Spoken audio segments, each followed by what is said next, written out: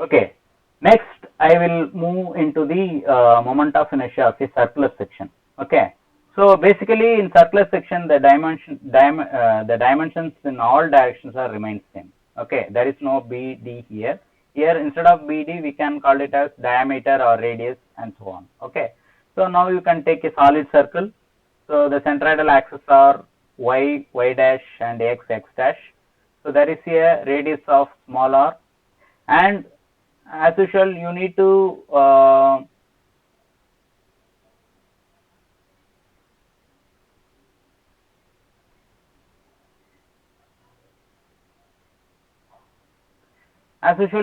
to take this small elementary ring, okay, inside this circle, right? So first you need to calculate the moment of inertia for this elementary ring, okay. After that you can integrate this to the whole circle, okay. Then only you will get the moment of inertia for the whole circle, okay. So for that, first the area of the elementary ring dA, which is equal to 2 pi x into dx. Why x means this is the radius of the small circle is x, so 2 pi x into dx. So dx is the thickness of the elementary ring. So 2 pi x is the area, and this is the thickness.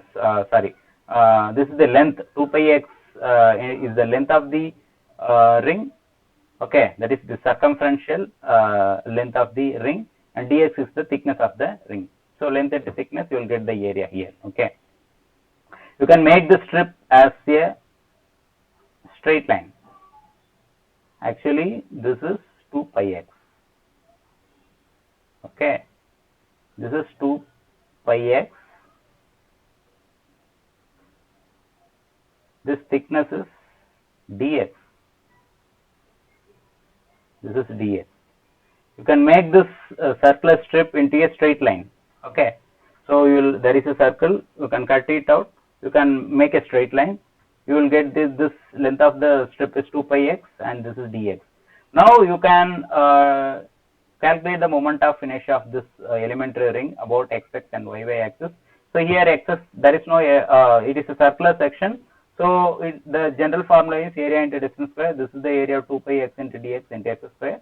So 2 pi x cube into dx. Okay, so this is the moment of inertia of the elementary small strip. Now the moment of inertia of the whole circle. Okay, so for the whole circle you need to integrate with the limit of O to R. Okay, O to R. The middle point is O and the extreme line is R. Okay, so I z is equal to integration of limits O to R 2 pi x cube into dx. So the 2 pi is the common term, you can take it out. So x cube dx. So you can integrate the x cube, you will get x power 4 by 4 with a limit of 0 to R. So pi by 2. Okay, instead of x upper limit minus lower limit, you can substitute the x r power 4 by 4 minus 0, because lower limit is O. So pi by 2, because x power 4 means r power 4. So here, so 1 by 4 into 2 pi by 4. 2 by 4 means pi by 2. Okay, so pi by 2 into r power 4. So you will get r power 4. So here you need to substitute, instead of r you need to substitute d by 2, because you know the radius of the circle is half of the diameter, or the diameter of the circle is 2 times of radius. Okay, so instead of r I am going to substitute d by 2. Okay, so d by 2 means d power 4 divided by 2 times of 4 means, so 4 times of 2 means 16. So 16 into 2, 32. So you will get the pi by 32 into d power 4. This is about z axis. So as per here, the theorem of perpendicular axis is applicable here. Okay, so basically in there is a term called Cartesian coordinates. So the Cartesian coordinates are applicable into the square and rectangular section, and the polar coordinates applicable here. So that is the izz equal to ixx plus iyy. So here the ixx equal to iyy, because the diameter or radius is same in all directions. So ixx in Ix, whether it is Ix or Iyy, the remains same. So 2 times of Ix is equal to Izz. So Ix is equal to Izz divided by 2. Okay. So 1 by 2 into this Izz, pi by 32 into d power 4. So pi by 64 into d power. So this is the actually IP. Why I am called here IP means, so in surplus section we need, we can call it is as polar moment of inertia. Polar moment of inertia, MOI. Other the rectangular, square and triangular section simply called as moment of inertia. Here polar moment of inertia, IP. Okay. So this is about polar moment of inertia. This is by integration method, and we can calculate the same in Raoult's rule also. As usual, this is the formula for circular section. Ix is equal to As by 4. You know the area pi by 4 into d square or pi r square, right? And sum of squares of axis yy and zz. Again here zz is 0. So s equal to d by 2, the whole square, diameter by 2. Here not depth, here diameter. D is the small d is the diameter. So d power d square by 4. So Ix is equal to pi by 4 into d square by 4 divided by 4. Okay. So d square d power 4. Here pi is there. So 16 into 4, 64. Okay. So this is the formula. So this one and this one, you can use any method, you will get the same result. Okay. So this is all about circular section.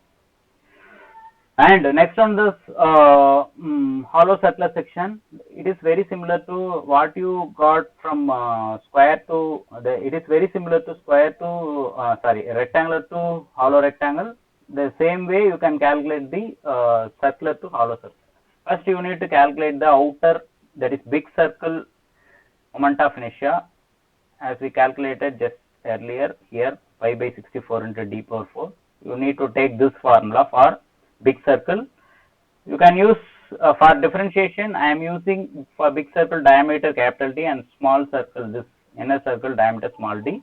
So pi by 64 into small d power 4. Now you can minus this pi by 64 small d power 4 from the this big circle moment of inertia. That is moment of inertia of main circle minus moment of inertia of the cutout circle. Okay. So pi by 64 capital D power 4 minus small d power 4. So you will get the value. This is Ixx or Iyy or IP. You can commonly called as polar moment of inertia, IP. Okay. So this is all about moment of inertia about circular section. Sorry, hollow circular section. Okay. And this one is the last of this talk, today's talk, the moment of inertia of a triangular section. Okay. So you can take a triangular ABC. Again, as usual, you can consider this small strip. Okay, its thickness dx. Okay, the area of the strip is dA. Okay, so now you can, this is the base of the triangle B, and this is the total height of the triangle H, and the distance between the apex, that is the top point, from the top point to this strip, the height is x. Okay, all those things are there. Now you need to keep in mind, you can consider the small strip PQ, that is PQ of thickness dx at a distance of x from the vertex A, this point, vertex or apex you can call it. And from the geometry of the figure we can found the two triangles, that is two triangles are similar triangles, the size is, that is APQ and ABC. So this is the big triangle, and these two triangles are very similar, and PQ divided by this PQ divided by BC, which is equal to this small x divided by h. So PQ means here you need to substitute corresponding height. BC means you need to substitute this corresponding height h, small h. Okay. So from that you need to calculate the PQ, which is equal to BC into h by x. Sorry, x by h. Okay. So BC, you know, B to C is the B. So BX by h. So From this area of the strip PQ, Bx divided by h into dx.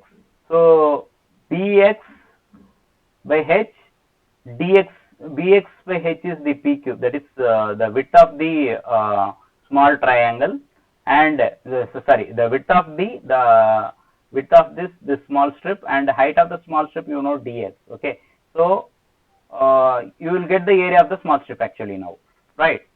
Okay, now you can calculate the moment of inertia using this area and distance square formula. So you know the sorry you know the area Bx by h into dx is the area of this small strip, and height h minus x the whole square. Okay, distance square means h minus x means h minus. So this is h minus x. You will get this height. Okay, h minus x the whole square. So Bx by h into h minus x the whole square into dx. Okay, so actually this is the moment of inertia of the small strip, that is the moment of inertia of this portion. Okay, now you need to calculate the moment of inertia for the entire triangle. Okay, for that you need to integrate. Okay, so IBC, here you need to calculate the moment of inertia about the base. Wherever you want you can calculate. Now I am calculating the moment of inertia about. So this is applicable to theorem of parallel axis. Okay, right. So IBC equal to integration of 0 to h. You need to substitute this moment of inertia of the strip.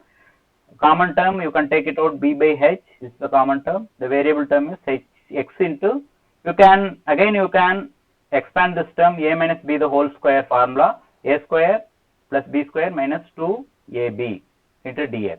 Okay, so b by h integration upper limit minus or lower limit, that is you can multiply these things into within the bracket xh square plus x cube minus 2hx square.